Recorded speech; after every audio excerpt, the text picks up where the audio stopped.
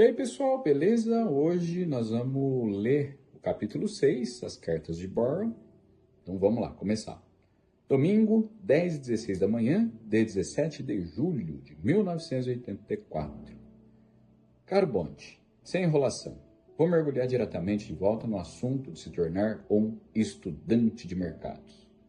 Como você sabe, de vez em quando, eu dou uma aula sobre copyright ou vendas por correspondência. Uma das perguntas que eu gosto de fazer aos meus alunos é a seguinte: se você e eu tivéssemos uma barraca de hambúrguer, estivéssemos em uma competição para ver quem venderia mais hambúrgueres, quais vantagens você mais gostaria de ter ao seu lado? As respostas variam. Algumas pessoas dizem que gostariam de ter a vantagem de possuir carne superior para fazer seus hambúrgueres. Outros dizem que querem pães com gergelim. Outras mencionam localização. Alguém geralmente quer poder oferecer os preços mais baixos. E assim por diante. Depois que meus alunos terminam de dizer quais vantagens gostariam de ter, eu digo a eles: ok, eu vou dar a vocês as vantagens que pediram. Eu mesmo só quero uma única vantagem. E se vocês me derem essa vantagem, eu vou derrotar todos vocês quando se trata de vender hambúrgueres. Que vantagem você quer? Lhes pergunto. A única vantagem que eu quero, respondo, é uma multidão faminta. Pense nisso. O que estou tentando ensinar aqui é que você deve estar constantemente procurando grupo de pessoas, mercados, que demonstraram estar famintas ou pelo menos com fome por algum produto ou serviço específico. Como você mede essa fome? Felizmente, se você estiver trabalhando com listas de correspondência, isso é relativamente fácil. Vamos pegar um exemplo. Suponha que você queira vender um livro sobre como investir dinheiro e tenha criado uma promoção de marketing direto para vender esse livro. Para quem você enviaria essa promoção? Aqui estão algumas possibilidades. Possibilidade 1. Poderíamos enviar a promoção para pessoas cujos nomes e endereços tiramos diretamente da lista telefônica. Comentários. Esta é uma ideia terrível. Existem muitos não prospectos nesse tipo de grupo. A única coisa em comum que as pessoas na lista telefônica têm é que todas possuem telefone. Algumas não têm dinheiro para investir, algumas nunca compraram nada pelo correio, algumas estão ocupadas demais ou desinteressadas para ler sua carta, algumas nem sabem ler. Resumindo, há desperdício demais de circulação. Isso é como atirar com uma espingarda em vez de um rifle. Probabilidade 2. Poderíamos enviar nossa promoção para pessoas cujos nomes estão na lista telefônica, mas apenas para aquelas que vivem em áreas de alta renda. Comentários. Isso é um pouco melhor, mas ainda está longe de ser suficiente. Áreas de alta renda são fáceis de identificar, porque várias empresas compilaram estatísticas sobre cada código postal nos Estados Unidos. Elas podem dizer com grande precisão renda média, nível médio de educação, idade média, quanto gastam com automóveis, entre outras informações. Mas, mesmo assim, ainda não é suficiente. Nem todo mundo que mora em uma área rica é rico. Alguns podem ser empregados domésticos, jardineiros ou outros tipos de funcionários. Alguns podem ter dinheiro, mas não se interessam por investimentos. Alguns só compram livros em livrarias, nunca por correspondência. Alguns nem falam inglês. Alguns podem ter dinheiro, mas só investem em áreas que já conhecem. Mais uma vez, estamos atirando com espingarda ao invés de rifle. Ainda há desperdício demais. Possibilidade 3. Podemos enviar nossa promoção para pessoas que provavelmente têm renda acima da média.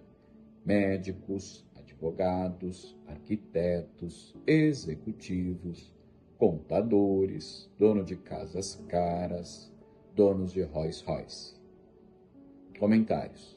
Nada mal. Agora estamos entrando em um território onde temos alguma chance. Pelo menos sabemos que a maioria dessas pessoas provavelmente tem renda suficiente para investir. Ainda não sabemos se querem investir, mas pelo menos podem investir. Este grupo certamente responderá melhor que os dois primeiros, mas ainda podemos fazer muito melhor. Possibilidade 4. Poderíamos enviar nossa promoção para pessoas ricas que comprovadamente compram por correspondência. Compradores de quê? Na verdade, compradores por correio de qualquer coisa já são melhores que a maioria dos não compradores. Aqui adicionaremos ainda outro critério. Eles precisam ser compradores ricos por correspondência. Comentários.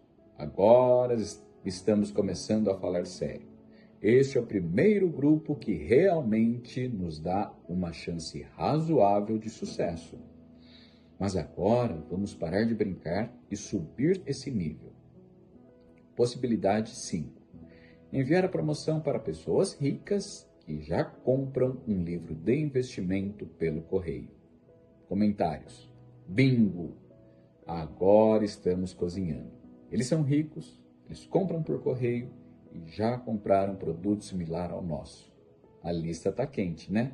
Mas ainda podemos melhorar. Possibilidade 6. Enviar a promoção para pessoas ricas que compram várias vezes produtos similares ao nosso por correspondência. Comentários. Agora sim, imagina. Compradores por correspondência, ricos, já compraram produtos semelhantes, compradores repetidos. Que beleza! Mas ainda pode melhorar. Possibilidade 7.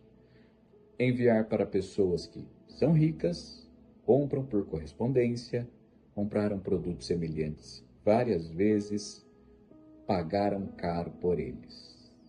Comentários. Agora estamos muito perto da elite das listas, mas ainda não terminamos. Possibilidade 8. Enviar para pessoas que são ricas, compram por correspondência, compraram produtos semelhantes, pagam caro, compraram recentemente. Comentários. Esta é quase a melhor lista possível, mas ainda podemos melhorar mais. Possibilidade 9. Enviar para pessoas com todas as características acima e que nosso corretor de listas diz que não está respondendo muito bem para outras promoções semelhantes à nossa. Comentários. Por vários motivos, muitas listas que deveriam funcionar não funcionam. Não importa por quê. O que importa é se a lista responde ou não. E a melhor forma de descobrir listas quentes é ter um bom relacionamento com um corretor honesto de listas. Agora, finalmente, encontramos uma das melhores listas possíveis. Quase. Ainda podemos melhorar. Possibilidade 10. Existe um grupo que responde ainda melhor que todos os outros. Você consegue adivinhar qual é? Pense um pouco. A melhor lista de todas é a sua própria lista de clientes. Comentários. Mantendo todas as outras condições iguais, seus próprios clientes sempre responderão melhor que qualquer outra lista. Claro, existe uma condição. Eles precisam ser clientes satisfeitos. Por enquanto é isso. Eu te amo e boa sorte, pai. É isso aí. Agora vamos para o resumo comentado que o aplicativo faz para nós. Acompanhe que ele sempre traz umas dicas bem interessantes.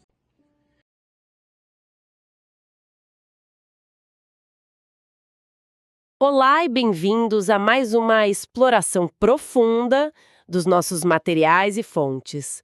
Estou muito animada hoje porque o objetivo da nossa análise tem o potencial de revolucionar absolutamente a maneira como enxergamos a criação de negócios. Com certeza, olá a todos. Ou até mesmo, sabe, a gestão de projetos e a simples arte de convencer alguém de uma ideia. Nossa missão aqui é descobrir o segredo fundamental para o sucesso em qualquer tipo de venda ou persuasão e economizar tempo e dinheiro nesse processo, claro. E o material de origem que temos hoje é uma verdadeira cápsula do tempo. É fascinante. Uhum. Estamos falando de um trecho do capítulo 6 das famosas Cartas de Boron de Boron Letters, em inglês, datado exatamente de 17 de junho de 1984. É uma correspondência escrita por um pai, um mestre absoluto do marketing direto, para o seu filho Bondo. A ideia da nossa imersão é extrair dessa carta a sabedoria atemporal sobre como alguém pode se tornar um verdadeiro estudante de mercados, né? É um privilégio dissecar esse material. O que torna essas cartas tão marcantes é justamente a capacidade do autor de despir toda a complexidade institucional do mundo dos negócios. Sim, ele foca estritamente na lógica fundamental, quase crua mesmo, do comportamento humano. Exato. Estamos falando de conceitos da década de 80. Uma época em que o marketing direto por correspondência física era a tecnologia de ponta. Mas a psicologia por trás de quem compra continua intacta. Totalmente intacta. Nossa tarefa nesta análise é pegar essa mentalidade de uma era analógica e traduzi-la para os fundamentos de hoje. Certo, vamos desvendar isso. Lendo o material aqui logo nas primeiras páginas, a premissa que a carta lança é no mínimo surpreendente. Existe um mito muito comum de que, para esmagar a concorrência, é obrigatório ter o melhor produto do mundo, ou a localização mais premium da cidade. Ou sacrificar todas as margens de lucro com o preço mais baixo. Isso. No entanto, a carta argumenta de forma incisiva que o maior diferencial para o sucesso não é nenhuma dessas coisas, é algo muito mais instintivo. Sim, e a forma como o autor decide ilustrar esse ponto é brilhante pela simplicidade. Ele não usa jargões complicados. Nada de jargões. Ele propõe um exercício mental, um cenário hipotético que ele relata usar constantemente com seus alunos. É um teste de prioridades, né? Exatamente. O modo como os alunos respondem revela imediatamente o que eles realmente entendem sobre como o mercado funciona. A carta propõe um exercício com uma barraca de hambúrguer. O autor narra uma situação onde ele e os alunos teriam, cada um, uma barraca de hambúrguer e estariam numa competição direta. Uma guerra de hambúrgueres. Isso. A pergunta que ele faz para a turma é: quais vantagens eles mais gostariam de ter ao seu lado nessa competição?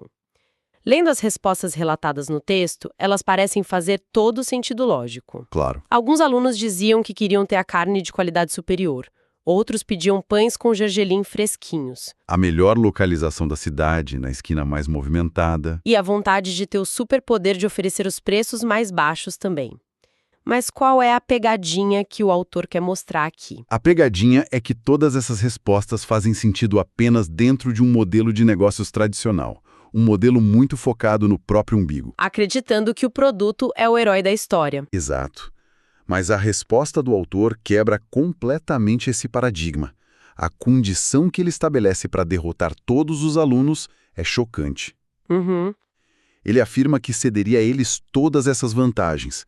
Ele não precisaria da melhor carne, nem do melhor ponto, nem do melhor preço. Ele só precisaria de uma única vantagem para vencer com facilidade. E essa vantagem aparece escrita em letras maiúsculas no texto. Uma multidão faminta. Simplesmente isso. Uma multidão faminta. O que é fascinante aqui é a mudança radical de foco do produto para o público. A fome que o autor menciona é uma metáfora poderosa para a demanda pré-existente. Pensemos bem. Uma multidão verdadeiramente faminta não se importa se o pão tem gergelim. Nem se a carne é premiada com certificados de qualidade. A necessidade básica e visceral supera qualquer característica técnica. Ou estética. O autor está ensinando ao filho que a energia principal de um negócio não deve ser gasta tentando criar desejo onde não existe. ou tentando convencer pessoas que já estão empanturradas a comerem mais um pouco. A verdadeira maestria é procurar grupos que já demonstraram estar famintos. É o equivalente moderno a criar um aplicativo maravilhoso com o melhor código do mundo, mas que resolve um problema que ninguém tem. A multidão faminta é o problema que exige solução imediata. É uma mudança de perspectiva que tira um peso enorme das costas de quem tenta inovar. Mas a carta não fica apenas na teoria. O autor levanta a grande questão operacional. Como medir essa fome na vida real? Isso. Como encontrar essa multidão na prática? E o texto de 1984 mergulha no exemplo prático de marketing direto. Ele quer ilustrar a transição do que ele chama de tiro de espingarda para um tiro de rifle. O exemplo da tentativa de vender um livro sobre como investir dinheiro através de correspondência. Exato. Vamos analisar isso. Esse exemplo do livro é a espinha dorsal do argumento. E para entender a genialidade disso, é preciso pintar o quadro de como as coisas funcionavam em 1984. Sem internet, sem redes sociais. Nem uns anúncios digitais baratos, onde algoritmos testam variações por centavos. O marketing direto significava imprimir papel, comprar envelopes e pagar selos postais. Cada envio custava dinheiro real e tangível. Errar o alvo era prejuízo na certa. Portanto, a precisão não era um luxo, era sobrevivência. Por isso ele detalha esse funil de 10 possibilidades de público-alvo. É um estudo de caso sobre eliminação de desperdício. Vamos analisar essa evolução juntos. A possibilidade número 1 da carta sugere pegar nomes e endereços diretamente de uma lista telefônica comum e enviar a promoção. A avaliação dele é direta. Uma ideia terrível. Mas, fazendo o papel de advogada do diabo aqui, não seria apenas um jogo de números? Se cartas suficientes forem enviadas por uma cidade inteira, estatisticamente, alguém não vai acabar comprando? A matemática simplesmente não fecha, principalmente com o custo físico envolvido. A única coisa que as pessoas de uma lista telefônica têm em comum é que elas possuem um telefone. E moram na mesma região. Esse é o clássico tiro de espingarda. A área de dispersão é enorme, mas a eficácia no alvo é mínima. O texto detalha que, nessa lista, muitos não têm dinheiro extra para investir. Outros nunca compraram nada pelo correio por pura desconfiança, e outros estão ocupados demais para ler uma carta de vendas longa. E alguns podem nem ser alfabetizados. O desperdício de circulação destrói qualquer chance de lucro. Então, o autor avança para a possibilidade número 2. A ideia é ainda usar lista telefônica, mas agora filtrando apenas pelas pessoas que vivem em áreas de alta renda. Os famosos códigos postais de bairros nobres. Mas focar em bairros ricos não é uma estratégia clássica. Por que o autor considera isso um erro estratégico para vender o livro de investimentos? Porque é uma ilusão demográfica. A geografia não define o comportamento. O autor explica que morar num bairro rico não garante riqueza nem interesse. Claro, muitos habitantes dessas áreas podem ser funcionários que trabalham lá, como jardineiros ou motoristas. Eles não são o público-alvo de um livro de investimentos. E a carta vai além nessa análise.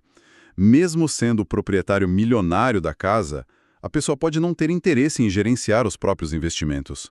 Deixa isso para o banco. Um detalhe comportamental muito sutil que o texto aponta: a pessoa pode ter dinheiro, querer investir, mas ter o hábito irredutível de comprar livros apenas presencialmente em livrarias chiques. Nunca confiando numa compra por correspondência. Ou seja, a possibilidade número 2 continua sendo um tiro de espingarda muito caro. Então a carta sugere a possibilidade número 3. Em vez de olhar para onde moram, olhar para o que fazem da vida ou o que possuem. Focar em profissões de alta renda. Médicos, advogados, arquitetos. Ou donos de propriedades caríssimas e carros de luxo como um Rolls-Royce. O texto admite que não é nada mal, né? Neste estágio, garantimos a capacidade financeira real. Elimina-se a dúvida se a pessoa tem os fundos. A capacidade financeira vira quase certeza. No entanto, o autor aponta o elo fraco. Ter a capacidade de comprar não é sinônimo de ter a intenção de comprar. A vontade de investir continua sendo uma incógnita. O dinheiro está lá, mas a fome e o meio de satisfazer essa fome não foram validados. E é exatamente aí que o jogo muda completamente na carta. A transição para a possibilidade número 4 marca a entrada no território da fome comprovada. A variável mágica. O comportamento passado. A estratégia passa a ser enviar a promoção estritamente para pessoas ricas, que já comprovaram que compram produtos por correspondência. Essa é a grande virada de chave no pensamento estratégico. Compradores por correio já são imensamente melhores do que não compradores. O comportamento passado é o maior previsor confiável do comportamento futuro. Uma pessoa que já preencheu um cheque e esperou semanas por um produto pelo correio já quebrou a barreira da desconfiança. Adicionar a riqueza a esse hábito transforma a lista. É aqui que o tiro de espingarda começa a se transformar num tiro de rifle. Mas a carta avisa que é hora de parar de brincar e subir o nível de verdade. A possibilidade número 5, focar em pessoas ricas que já compraram um livro de investimento específico pelo correio. A reação descrita no texto é um sonoro bingo. Um bingo totalmente justificado. O alinhamento de todas as peças. A capacidade financeira está presente. O hábito de usar o correio está presente. E o interesse específico foi demonstrado. Como o autor descreve, esta lista está quente. A forma foi demonstrada no mundo real por uma transação financeira. É a mesma lógica de hoje, quando um serviço de streaming recomenda um documentário logo após terminarmos outro do mesmo tema. O comportamento anterior dita o apetite atual. E mesmo com esse cenário ideal, a carta provoca: ainda podemos melhorar. A possibilidade número 6 foca em pessoas ricas que compraram várias vezes produtos similares por correspondência. O entusiasmo no texto original é palpável. A repetição de compra é a prova definitiva de uma fome insaciável. Quem compra um livro de investimentos uma única vez pode ter feito por curiosidade. Ou para dar de presente. Exato. Mas quem compra várias vezes, livros, cursos e boletins informativos, tem um apetite consistente. O risco de rejeição despenca. A partir daqui, entramos no que o texto chama de a elite das listas. As possibilidades 7 e 8 são camadas de refinamento extremo. Na possibilidade 7, adiciona-se o fator financeiro do histórico de compras. Pessoas que compraram várias vezes, mas que pagaram muito caro por esses produtos. Isso demonstra a disposição real de abrir a carteira. Mostra o valor altíssimo que o consumidor atribui àquele conhecimento. Não buscam amostras grátis. Estão dispostos a investir valores premium. E a possibilidade número 8 adiciona o fator tempo. Pessoas que pagaram caro, compraram várias vezes, mas que fizeram tudo isso recentemente. A recência é um dos preditores de resposta mais fortes. O interesse recente significa que a pessoa ainda está ativamente engajada naquele tópico. O apetite está no pico. Mas aí vem um banho de realidade. A possibilidade número 9. O texto menciona a necessidade de validar toda essa lista perfeita com um corretor de listas honesto. O que era um corretor de listas nos anos 80? Antes das redes sociais, os dados eram gerenciados por esses corretores. Eles eram os guardiões dos dados. O corretor sabia quais listas estavam ativas e gerando lucros. O texto é sincero sobre isso.